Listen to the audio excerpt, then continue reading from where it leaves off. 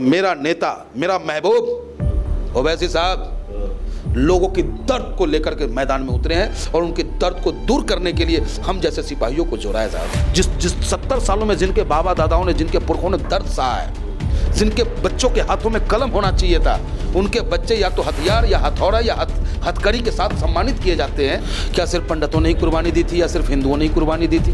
क्या इस देश की आज़ादी में हमारे हिंदू, मुस्लिम, सिख, ईसाई का बराबर का योगदान नहीं रहा? जब मेरी बेटी, मेरी बहन मनीषा वाल्मीकि के साथ दुराचार और बलात्कार होता है तो मेरे ओवैसी साहब की आंखों से आंसू निकलता है साहब। जब बदायूं में मेरी माँ के साथ दुराचार होता है तो ओवैसी साहब की आंखों से आंसू निकलता है। विवेक तिवारी की जब हत्या हो जाती है तो उनकी आंखों से आंसू निकलता है। जब आज एक ब्राह्मण बेटी खुशी दुबे जेल में है तो उसका दर्द भी अगर किसी के अंदर से छलकता है तो वो एक ही नेता है मेरा, ओवैसी साहब है।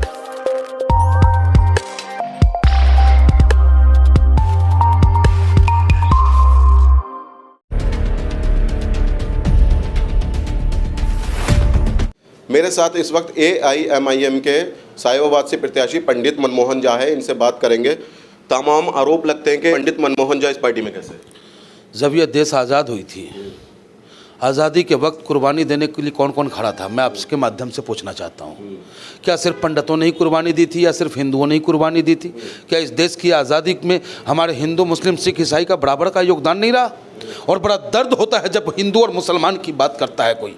क्यों नहीं ये कहता कि ओवैसी साहब सबकी बात करते हैं, शोषित, वंचित, दलितों की बात करते हैं, वो हर उन व्यक्ति की बात करते हैं वो जो 70 सालों में जो अधिकार उनको मिलना चाहिए था संविधान के तहत, वो अधिकार उनको न मिला। उस अधिकार को दिलाने के लिए ओवैसी साहब चले हैं साहब।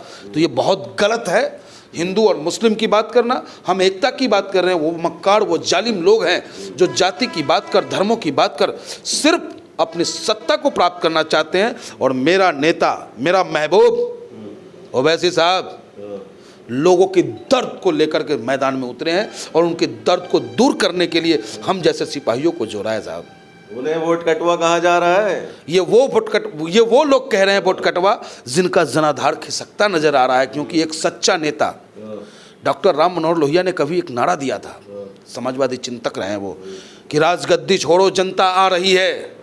तो वही नेतृत्व नजर आ रहा है अब ओवैसी साहब के अंदर। और ओवैसी साहब कह रहे हैं कि ऐ बेईमानो, तुम्हारा सिंहासन हिल रहा है क्योंकि जनता जाग रही है। तो जनता को जागता हुआ देख करके, क्योंकि कोई धर्म की अफीम पिलाता है, कोई आपको डर की अफीम दे करके अपना काम चला रहा था, लेकिन ये तो सच के सौदागर हैं, सच का काम करते हैं, सच्चाई के साथ चलने वाले हैं। तो जो दर्द जिस 70 सालों में जिनके बाबा दादाओं ने, जिनके पुरखों ने दर्द सहा है, जिनके बच्चों के हाथों में कलम होना चाहिए था, उनके बच्चे या तो हथियार या हथौड़ा या हथकड़ी के साथ सम्मानित किए जाते हैं। जिन लोगों के हाथों में अधिकार मिलना चाहिए था कि संविधान ने जो दिया वो हमें मिल जाए, उन्हें 5 किलो राशन देकर मुंह बंद करने का जो काम किया जा रहा है, ये वो लोग घबरा रहे हैं।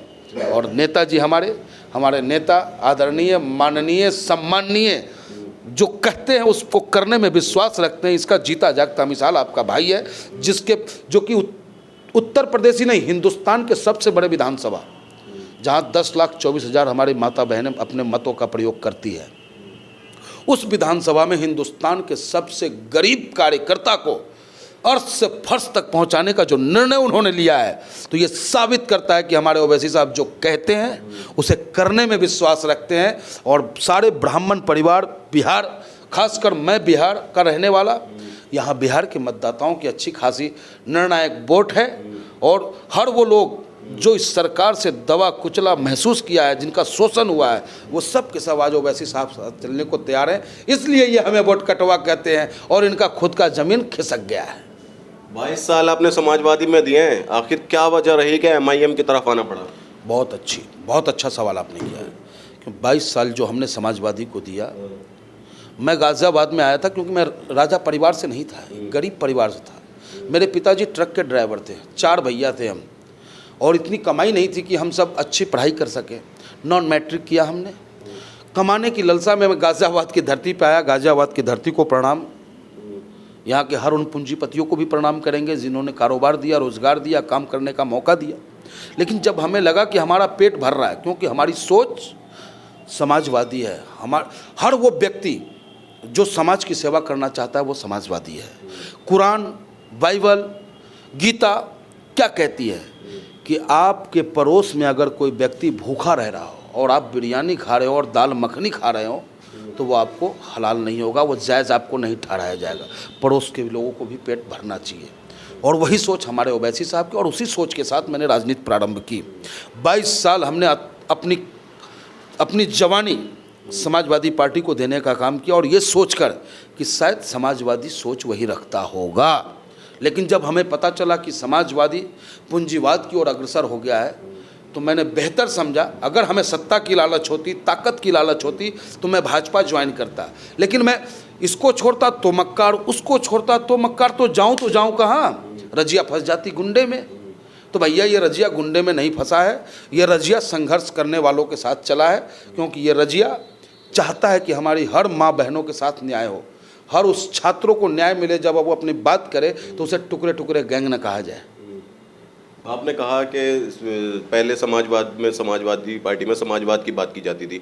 अभी हाल ही में अखिलेश यादव की एक वीडियो वायरल हो रही है जिसमें वो अपनी वैन में एक मीडिया चैनल के रिपोर्टर हैं, उनसे कह रहे हैं कि ये भी हिंदू, ये भी हिंदू, ये भी हिंदू, सारे लोगों को हिंदू बता रहे हैं। इस पर क्या कहेंगे? देखिए, मैंने पहले आपसे कह दिया कि ये लोग धर्म का अफीम होता है, धर्म की अफीम, जाति की अफीम, लेकिन ओवैसी साहब जाति और धर्म की अफीम नहीं दे रहे हैं लोगों को। आरोप तो फिर भी उन्हीं के ऊपर यही लग रहे हैं कि मुस्लिम हिंदू विरोधी पार्टी। अजी तो आप भी उन्हीं से प्रायोजित हो रहे हैं क्या साहब? अरे ये तो उन गोदी मीडियाओं का काम है, वो लोग पैसे वाले लोग हैं, वो पैसे फेंक कर अपनी मर्जी के मुताबिक बयान चलवाने का काम करते हैं। आप ये क्यों नहीं कहते, आपकी चैनल ये क्यों नहीं दिखाती है कि जब मेरी बेटी, मेरी बहन मनीषा वाल्मीकि के साथ दुराचार और बलात्कार होता है तो मेरे ओवैसी साहब की आंखों से आंसू निकलता है साहब? जब बदायूं में मेरी माँ के साथ दुराचार होता है तो ओवैसी साहब की आंखों से आंसू निकलता है। विवेक तिवारी की जब हत्या हो जाती है तो उनकी आंखों से आंसू निकलता है। जब आज एक ब्राह्मण बेटी खुशी दुबे जेल में है तो उसका दर्द भी अगर किसी के अंदर से छलकता है तो वो एक ही नेता है मेरा, वो ओवैसी साहब है। लेकिन अगर ओवैसी साहब ये सारे दर्द को छुपाने का काम गोदी मीडिया और आप लोग करते हैं, लेकिन वो आप नहीं दिखाते। आप सिर्फ ये दिखाते हैं, कहीं उनके मुंह से ये निकल गया कि पहलू खान के साथ जुल्म हो रहा है तो अरे मुसलमानों की बात करें, हद कर दिया साहब। सच, आप लोकतंत्र के आईने हैं, चौथे स्तंभ हैं। आपकी जिम्मेदारी बनती है कि बाबा भीमराव अंबेडकर ने जो आपको शक्ति दी है, उस शक्ति के तहत समाज के आगे सच्चाई परोसे, हमारे ओवैसी साहब की जो हकीकत है उसे परोसने का काम करिए। अनुरोध है मेरा आपसे। अरे हम तो परोस ही रहे हैं हकीकत। अभी एक और वीडियो वायरल हो रही है ओवैसी साहब की, समाजवादी वालों को दल्ला कह रहे हैं। अब देखिए, अब जुबान ही है, नेता है हमारे, और जो कुछ भी वो कहते हैं उसका एक मायने होता है। हमारा नेता गलत बोल नहीं सकता, हमारा नेता गलत देख नहीं सकता, हमारा नेता गलत सुन नहीं सकता। आप सब आम जनों के लिए वो अपने सुख सुविधा को छोड़कर आज जंगे मैदान में है। आपसे क्या कह रहे हैं? जागो जागो, कब तक तुम?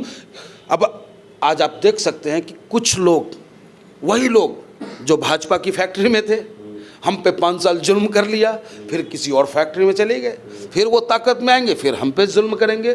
तो भाई जाग जाओ। ओवैसी साहब तुम्हारे दर्द को अपना दर्द महसूस कर रहे हैं और तुम्हें ताकत देने आए हैं। वो मुख्यमंत्री बनने नहीं आए हैं, वो प्रधानमंत्री बनने नहीं आए हैं, वो जालिमों से आपको आज़ाद कराने आए हैं।